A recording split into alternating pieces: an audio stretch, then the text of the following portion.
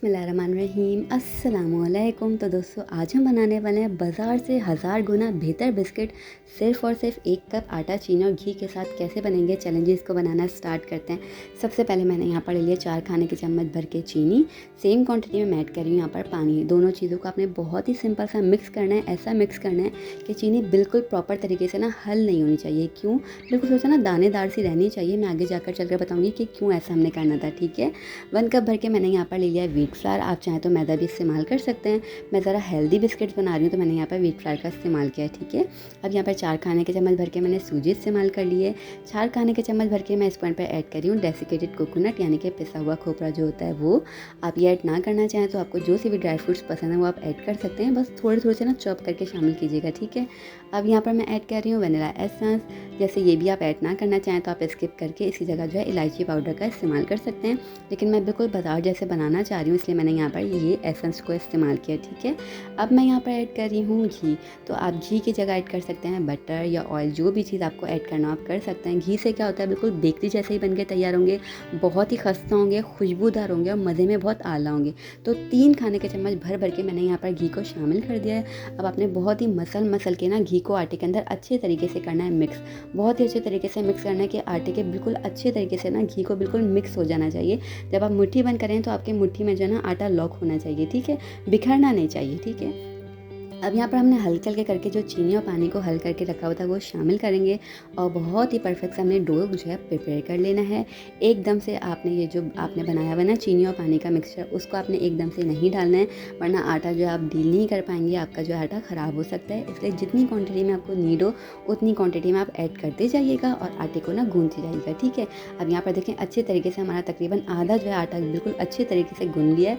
बहुत ही मसल के आपने गूंथना है। जब आप इस पॉइंट पर ही आ जाएंगे ना तो आपको खुद फील होने लगेगा कि बहुत ही अच्छे तरीके से आटा हम गूंद रहे हैं, क्योंकि इसके अंदर एक ग्लॉस, एक शाइन सी आने लगेगी कि मीठा भी बहुत ही परफेक्ट से हमने ऐड किया और बहुत ही अच्छे से हम आटे को गूंद रहे हैं। जितना अच्छा गूंदेंगे उतनी अच्छे आपके बिस्किट बन के होंगे तैयार। तो देखिए मैं बहुत ही कोशिश करती हूँ आपके लिए ऐसी आसान सी बजट फ्रेंडली रेसिपीज़ को लेकर आऊँ जिसको ईजीली हर कोई बना सकता हो। कुछ भी बाजार से खरीदने की ज़रूरत आपको पेश ना आए, लेकिन टेस्ट में भी किसी भी किस्म का जो है ना आपको कंप्रोमाइज़ ना करना पड़े। मेरी पूरी ये कोशिश होती है।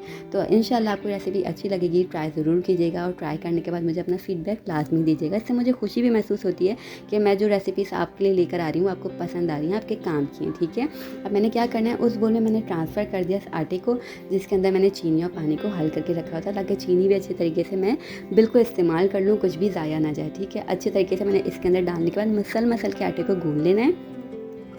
और ये इस पॉइंट पे इतनी अच्छी सी आपको खुशबू देने लगेगा, इतनी अच्छी सी इसके अंदर शाइन आ जाएगी। आप खुद गूंज रहे होंगे ना तो आपको इसके अंदर एक सॉफ्टनेस और एक खुशबू बहुत खुश अच्छी सी महसूस होने लगी। देखिए इस पॉइंट पर देखिए बहुत ही अच्छा सा हमारा डो प्रिपेयर हो गया है। अब आपने इसको ढक कर रख देना है तकरीबन 15 मिनट के लिए, ताकि जो हमने सूजी शामिल किया ना इसके अंदर वो अच्छे तरीके से सेट हो जाए, फूल जाए, वरना क्या होगा वो कच्ची सी रहेगी। ठीक है, अब यहाँ पर 15 मिनट मैंने रेस्ट इसको छोड़ दिया था। अब 15 मिनट के बाद हम जल्दी से झटपट से दूसरा काम कर लेते हैं। बहुत ही आसान वाला काम है। ठीक है, कुछ भी आपको बेक वेक नहीं करना है इसको, बिस्किट्स को कि ओवन का इस्तेमाल है या बहुत ज़्यादा कुछ काम वाला, बहुत महंगे और बहुत मुश्किल से बिस्किट्स नहीं है, बहुत ईजी से हैं। ठीक है, आटे को मैंने 2 पोर्शन में डिवाइड कर लिया है। अब इसको मैंने अच्छे से राउंड में शेप में ना ले आऊँगी। बहुत ही आपने अच्छे तरीके से लेकर आना ताकि इसके अंदर ना एक ग्लॉस सी आ जाए, शाइन आ जाएगी इसके ऊपर। जिस तरीके से आप इसको बॉल का शेप दे रहोगे ना वैसे इसके अंदर शाइन सी आने लगेगी। अब आपने इसको बेल लेना है किसी भी शेप में, आप बेफिक्र होकर बेल लीजिए।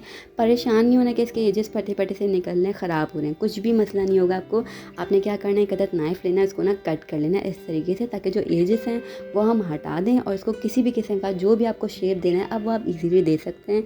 चाहे तो आपके पास जो कुकी कटर होते हैं उससे आप दे लीजिए। यहाँ पे मैं स्क्वायर शेप में इसको कट कर रही हूँ तो आप वो वाला शेप भी दे सकते हैं, लेकिन आपको जो सा भी पसंद हो वो दे सकते हैं। हार्ट शेप दे लीजिए, स्टार शेप दे लीजिए, बच्चों को जो पसंद हो वो वाला आप शेप दे सकते हैं। ठीक है, अब मैंने यहाँ पे स्क्वायर्स में इसको कट कर लिया है। अब क्या करना है, जैसे थोड़े से आपको निकले हुए दिख रहे हैं ना तो आपने नाइफ़ की मदद से ना इसको सेट कर लेना है। बहुत ही आसानी के साथ हो जाएंगे, बहुत ही आसानी के साथ इस तरीके से आप प्रेस करेंगे ना ये बिल्कुल सेट हो जाएंगे, बिल्कुल इक्वल हो जाएंगे, बहुत ही आसानी के साथ। ठीक है, आप जैसे देख रहे हैं मेरे सामने, अपने सामने सॉरी। अब मैंने नाइफ़ की मदद से ना इस पर थोड़ा सा इंप्रेशन दे देना है। आप चाहें तो फोर्क की मदद से भी दे सकते हैं। बस इस तरीके से आपने ज़्यादा जो है ना ज़ोर से नहीं देना है, बस हल्का सा प्रेस करेंगे तो इस तरीके से कुछ डिज़ाइन से इसके ऊपर बन जाएगा।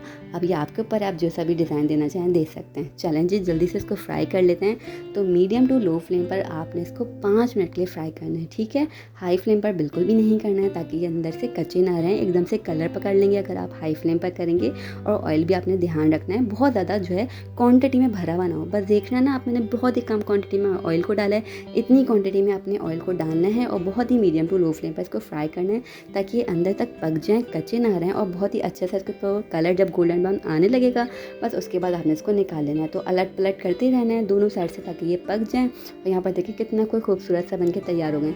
और इस पॉइंट पे आप यकीन कीजिए, इतनी कोई अच्छी खुशबू आ रही होती है ना जब मैं इसको फ्राई कर रही होती हूँ। तो मेरे घर में तो ये हर वक्त बने रखे होते हैं, पूरा जार बन के ये भरा रहता है। इसको लोग चलते फिरते हुए ना मेरे घर में फटाफट बस खा के ख़त्म हो जाते हैं। हर बारी मुझे इनको बनाना पड़ता है। तो ये देखिए कितने कोई खूबसूरत कलर में। अब मैंने आपको बताया था ना कि मैंने चीनी को क्यों नहीं हल करना था, क्योंकि इस पॉइंट पे इसके ऊपर ना चीनी खूबसूरत सी आ रही होती है और सूजी भी आ रही होती है। वो इतनी अच्छी लगती है देखने में, और टेस्ट वाइज तो ये बहुत ही अच्छे होते हैं।